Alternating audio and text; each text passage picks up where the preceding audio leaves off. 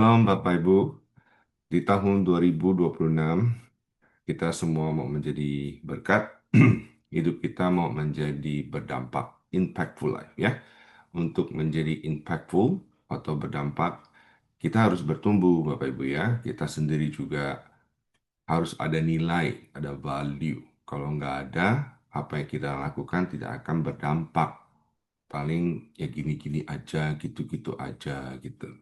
Tapi kita harus tetap bertumbuh ya, mempunyai nilai-nilai ilahi, sehingga apa yang kita katakan, yang kita lakukan, yang kita perbuat akan berdampak gitu. Jadi bertumbuh, Bapak Ibu, kalau kita tiap kali ngomong bertumbuh kan biasanya apa? Ke atas, meningkat, meroket, dan tinggi di atas lah gitu kan. Pokoknya itu kan namanya bertumbuh, membesar gitu kan ya, berbuah gitu.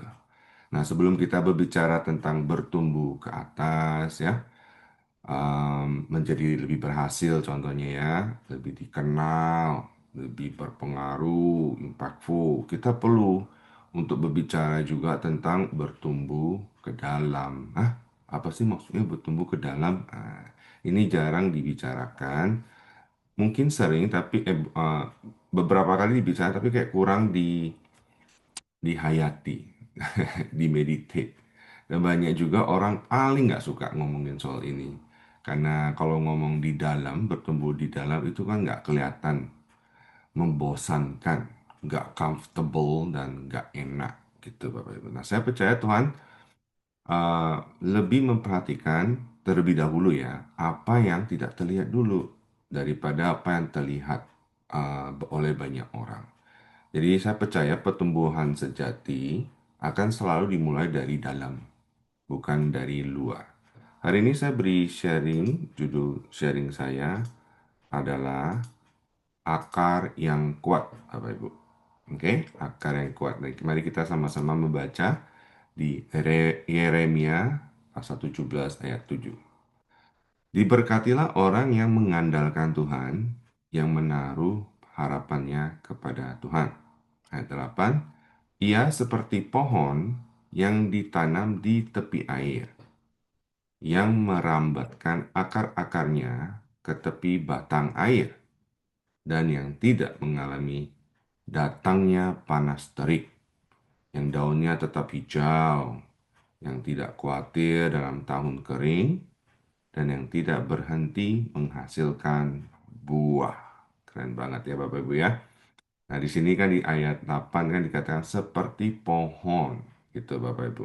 Kita coba ngomong-ngomongin soal pohon dulu ya, dan apa sih maksud saya bertumbuh di dalam dulu. Jadi poinnya tuh mau ngomongin akar dulu Bapak Ibu. Nah, kalau kita lihat pohon yang besar Bapak Ibu ya, kita kemana, ke park atau apa gitu. Kalau lihat pertama-tama yang dilihat kan pohon bagus kan, kayak gini kan Bapak Ibu. Wah, bagus ya, besar ya gitu kan, tinggi. Ya, ini aku kurang tambahin buah. Kita anggaplah ada buah di sana ya. Mau buah apa? Apa buah durian misalnya. Kita kan orang Indonesia suka durian. Wah, besar-besar gini. Bapak Ibu kalau lihat pohon pasti ya pertama lihat pohonnya. Nah, nggak mungkin kan kita lihat akar ya Bapak Ibu kan datang-datang lihat, coba saya lihat akarnya nggak mungkin. Tapi ini yang penting juga Bapak Ibu, yang jarang dan sangat amat jarang sekali dibicarakan, yaitu akar yang dimana pohon ini punya, Bapak Ibu. Karena kenapa? Karena tanpa pohon, tanpa akar, pohon ini ya tidak akan bisa bertahan, gampang tumbang. Jadi nggak peduli setinggi apa, Bapak Ibu. Kalau ada masalah, angin, badai, itu rubuh, gampang sekali rubuh. Jadi kita belajar di firman Yeremia 17 ini seperti pohon ya yang ditanam, lalu juga ada lagi yang nggak ketinggalan dikatakan di tepi air ya kan, di tepi batang air. Jadi kalau saya gambarkan seperti ini Bapak Ibu. Jadi sangat penting untuk bertumbuh tinggi besar, kita harus berakar dalam, tumbuh dulu di dalam. Dan gak hanya tumbuh di dalam, kita harus dekat dengan sumber air, Bapak Ibu. Sangat amat penting. Kalau nggak ada air, nggak akan bertumbuh. Jadi apa yang dibicarakan di sini? Pohon yang besar kan harus mempunyai akar yang dalam juga, dalam-dalam gitu kan. Jadi dia kuat. Jadi ngomongin akar itu ngomongin apa, Bapak Ibu? Kalau akar itu ngomongin soal karakter, iman kita, kebiasaan hidup kita, kehidupan rohani kita, gitu ya. Kemarin Pak Yongki kan sharing tentang kebudayaan. Ini kebiasaan yang dilakukan terus-menerus. Nah, jadi budaya, budaya kerajaan Allah itu kan karakter-karakter kita juga harus dibentuk. Ngomongin batang, pohon, cabang itu ngomongin apa? Talenta, pencapaian, right? Kemampuan, kesuksesan gitu. Jadi kalau misalnya akarnya nggak kuat, mau setinggi pohon apapun tuh gampang jatuh. Jadi kalau karakter kita nggak kuat, nggak bagus maksudnya, dangkal, kesuksesan bisa bahaya. Jika akar kita nggak dalam, kesuksesan nggak bisa bertambah lama, Bapak Ibu. Nah, air yang dikatakan sini apa? Yaitu air kan sumber hidup ya Bapak Ibu ya. Kita sebagai anak-anak Tuhan sangat amat penting untuk membaca firman Tuhan, selalu menyembah Tuhan dalam hadirat Tuhan, hidup selalu dalam hadirat Tuhan, dan juga hidup dalam Roh Kudus. Itu penting. Itu ngomongin air. Satu quote kan yang sering dikumandangkan oleh Pastor Yongki kan, kira-kira gini kan bunyinya, kemampuan bisa membawamu ke puncak, tapi karakterlah yang akan membuatmu tetap bertahan di sana. Nah, ini kita ngomong karakter, akar, karakter yang bagaimana gitu kan. Karakter yang sesuai dengan firman Tuhan. Kemarin diajarin budaya kerajaan Allah, murah hati, saling menghormati, saling memaafkan, saling mendoakan, saling memberkati, saling menolong, saling melindungi, saling ya semualah yang sesuai dengan firman Tuhan.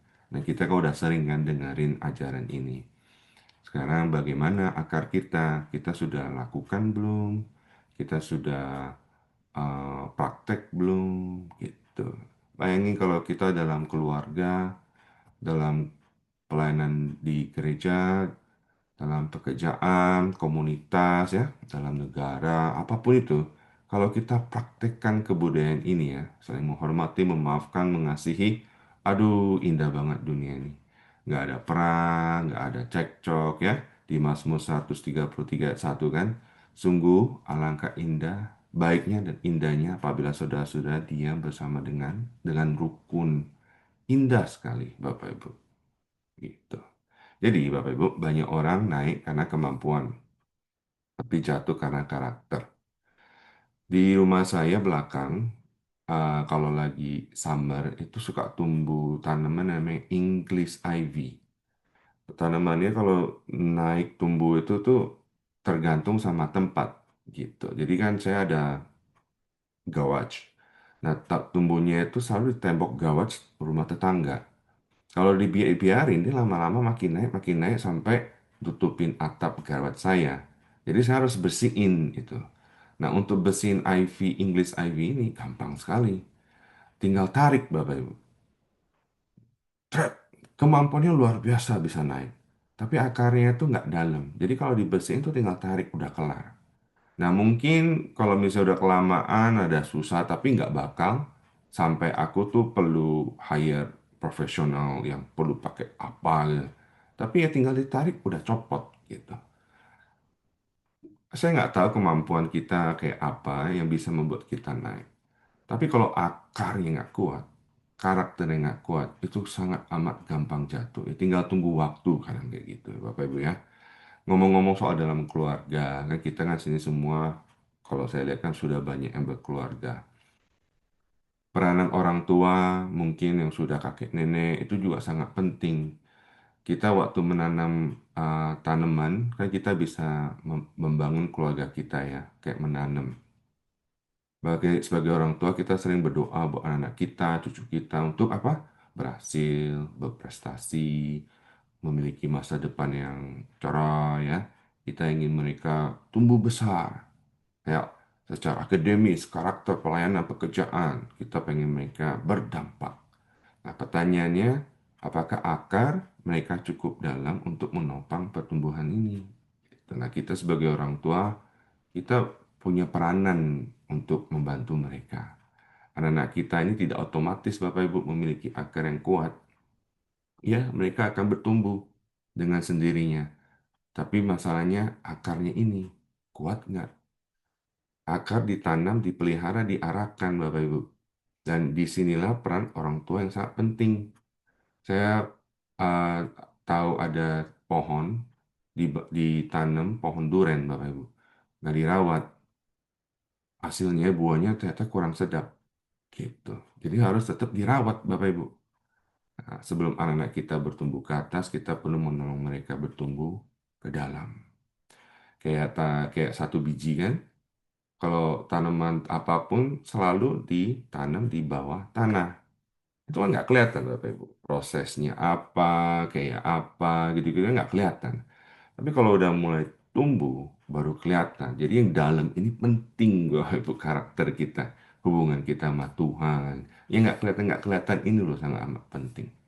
Bagaimana cara orang tua untuk membantu anak itu tumbuh? Ini bisa di-apply ke bosnya buat Bapak Ibu kalau misalnya sebagai uh, kalau punya perusahaan apalah gitu kan, menolong pekerja-pekerjanya gimana nih biar kuat nih perusahaannya. Atau sebagai pemimpin ya di gereja atau sebagai pemimpin negara gimana nih untuk membangun suatu akar yang kuat. Ya salah satunya yang menjadi teladan Bapak Ibu. Bukan hanya menjadi pengajar, membangun kebiasaan rohani di rumah kan. Kamis 2 minggu yang lalu Ibu Ruth kan pengajarnya membangun mesbah gitu. Membangun kebiasaan baik di pekerjaan, di gereja, komunitas. Mengajar nilai ya, bukan hanya mengajar prestasi. Ngapain kita, oh ini orang sudah begini, sudah begini, sudah begini. Tapi nilainya mana? Gitu. Jadi kita harus hati-hati nih, karena kita membesar-besarkan orang. Kita belum tentu akarnya kuat nggak. Maksud baik mungkin kita, oh bantuin kan. Tapi akarnya nggak kuat gitu, jadi sombong dia. Nah, kita harus hati-hati. Kita harus menghargai proses, bukan hanya hasil. Kita harus mendorong karakter terlebih dahulu daripada popularitas, Bapak Ibu. Jadi, ajarlah budaya-budaya kerajaan Allah. Pak Yongki kan ngomong, gampang ngomong thank you, I love you, and I'm sorry, gitu kan. Kita harus sering-sering ajarin budaya ini ke keluarga kita, komunitas kita, pekerjaan. Nah, gitu ya Bapak Ibu ya. Saya di doa pagi saya mau bangun kebiasaan memberi contoh dari tokoh-tokoh Alkitab ya Bapak Ibu ya. Saya mau ambil contoh pertama dari kisahnya Yusuf. Ini adalah contoh persiapan gimana Yusuf juga dibentuk oleh Tuhan dan menjadi berdampak. Ya, saya sering sekali pakai Yusuf. Kayak Yusuf ini luar biasa. Pertama, kita belajar dari Yusuf ya.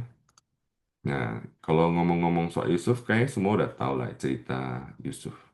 Ya, ini adalah seorang tokoh Alkitab yang dipakai Tuhan luar biasa, Bapak Ibu. Yusuf kan anak yang dibuang sama saudara-saudara, bukan sama papa mamanya ya. Dibunuh, mau dibunuh kan, dijual kan, lalu mengalami pengkhianatan kan, jadi budak, di penjara lagi. Nah ini kan saat-saat yang nggak kelihatan Bapak Ibu, proses yang tidak kelihatan, yang Tuhan memang izinkan terjadi untuk Yusuf. Nah di masa-masa tersembunyi ini Bapak Ibu, Tuhan bekerja, Tuhan membentuk kesetiaan, keintegritas, dan juga pengampunan dalam diri Yusuf, Bapak Ibu. Jadi saat Yusuf akhirnya berada di posisi tinggi, ya, karakternya sudah kuat, dia bisa memegang kekuasaan dan apapun yang dia kerjakan itu berdampak, Bapak Ibu. Jadi Bapak Ibu, apapun yang mungkin sedang Anda alami, itu proses selalu bergantung sama Tuhan. Mungkin di dalam kan nggak comfortable ya, nggak enak kan, gelap, mengalami tantangan lah, hidup lah. tantangan mungkin kesehatan lah, apapun itu, tetap bergantung sama Tuhan, berakar dalam Tuhan, berakar di tepi aliran sungai, yaitu firman Tuhan. Tetap harus dekat dengan sumbernya, Bapak Ibu. Kalau enggak, aduh, jangankan mau tumbang, tumbuh aja enggak, gitu Bapak Ibu. Jadi kita harus hati-hati. Jadi hidup selalu ingat-ingat cerita Yusuf. Yusuf hidupnya juga nggak enak. Sebelum dia jadi tangan kedua kan, berkuasa, menjadi berdampak, dimulainya juga nggak enak, Bapak Ibu. Jadi ingat-ingat cerita Yusuf ya. Karakter yang dibentuk di tempat tersembunyi. Proses. Nah yang kedua, kita mau belajar dari Musa. Musa, di pelajaran apa yang kita bisa jadi ada kerendahan hati ya sebelum menjadi pemimpin Bapak Ibu. Musa. Musa mengalami perubahan besar Bapak Ibu ya.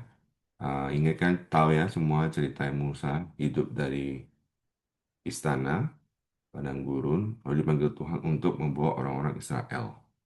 Nah dia waktu di padang gurun kan perkiraan kira-kira kan 40 tahun tuh Tuhan membentuk dia menjadi seorang yang sabar, Bapak Ibu. Dikatakan orang yang paling sabar.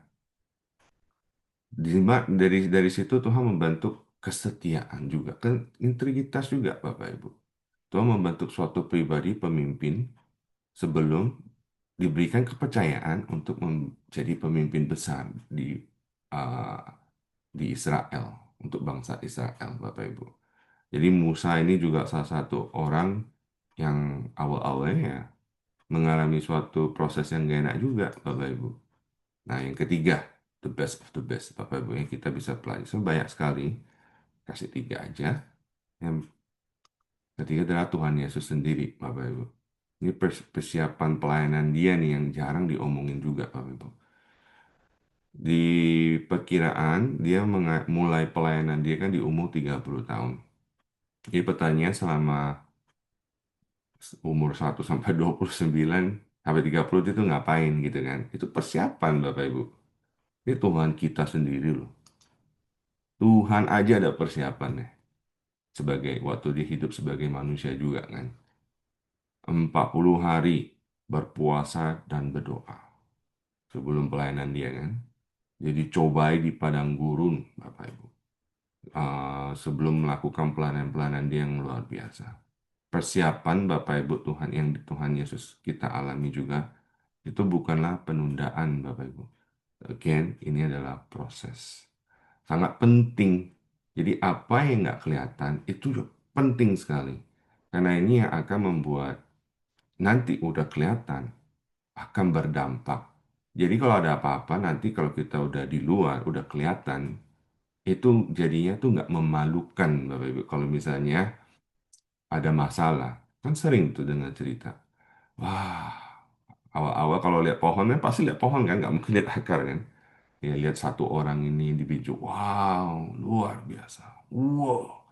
Nggak lama dia ada jatuh karena apalah gitu kan. Malu. Gitu. Maka itu kita harus berakar ya Bapak Ibu ya. Penting sekali.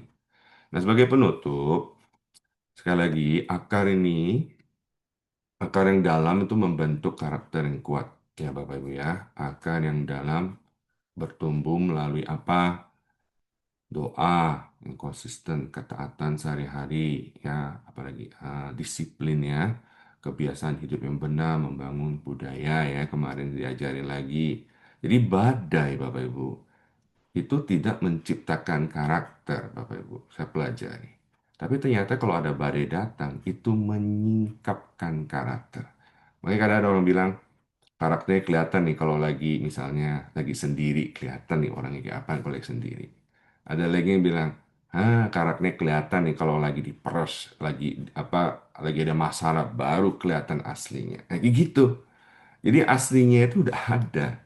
Jadi kalau badai itu tidak menciptakan tapi membukakan. Jadi kalau misalnya ada badai datang Bapak Ibu, bagaimana kita merespon? Itu karakter kita. Jadi tekanan tidak menghancurkan orang benar yang berakar dalam Bapak Ibu ya, tapi tekanan justru menguatkan. Oke, Bapak Ibu kan makin kuat kita. Jika kita ingin bertumbuh tinggi, kita harus bertumbuh dalam terlebih dahulu. Jadi bahasa Inggrisnya grow deeper first ya. Jika kita ingin sukses yang bertahan lama ya Bapak Ibu, kita harus membangun karakter yang kuat. Kita juga harus jika kita ingin mencapai pencapaian yang besar, kita harus memulai kebiasaan kecil yang benar dulu Bapak Ibu ya. Mari kita bertanya pada diri kita sendiri. Kebiasaan apa yang saya perlu ubah? Akar apa yang perlu diperdalam? Karakter apa gitu kan? Lalu kita juga mesti punya prinsip pemikiran, jangan tunggu besok, jangan nanti kalau saya sudah siap. Waktunya sekarang, Bapak Ibu. Untuk berubah, berani berubah. Do it now. 2 minggu lalu kan, saya share tentang capek mikir. Coba kita pikir, masa gue gini-gini terus, capek gitu kan. Harus berubah sekarang. Oke, Bapak Ibu, saya tutup dengan firman Tuhan di Kolose pasal 2 ayat 6 sampai 7. Saya bacakan ya. Kamu telah menerima Kristus Yesus Tuhan kita. Karena itu, hendaklah hidupmu tetap di dalam Dia. Ayat 7. Hendaklah kamu berakar, ya Bapak Ibu ya. Di mana? Di dalam Dia dan dibangun di atas Dia. Hendaklah kamu bertambah teguh dalam iman sesuai dengan pengajaran yang telah kamu terima. Pengajaran apa? Ya ini yang saya share, yang Pastor Yongki share ya. Firman-firman yang kita bacakan. Dan hendaklah hatimu melimpah dengan syukur. Amin. Mari kita berdoa. Bapak, kami mengucap syukur untuk pagi hari ini. Kami mengucap syukur Tuhan, kami sudah belajar untuk mempunyai akar yang kuat di dalam Engkau Tuhan. Tuhan, kami mengucap syukur juga karena Engkau sangat baik buat kami dan juga panjang sabar buat kami. Kami mau belajar Tuhan untuk membangun budaya-budaya kerajaan-Mu, untuk membangun karakter-karakter yang seperti Engkau Tuhan. Karena kami tahu Tuhan hidup ini bukan buat kami lagi, tapi buat Engkau. Kami mau Tuhan sewaktu kami bertumbuh Tuhan, banyak orang melihat pekerjaan-pekerjaan baik kami Tuhan, yang akan juga memuliakan Engkau. Biarlah hidup kami semua yang ada di sini Tuhan, boleh berbuah, boleh berubah menjadi lebih baik lagi seperti Engkau, sehingga hidup kami boleh menjadi berkat. Berkati semua yang ada di sini Tuhan, pekerjaan, keluarga mereka, Tuhan, apapun yang mereka lakukan, Tuhan, Engkau buat berhasil. Thank you, Lord. In Jesus' name, Amen.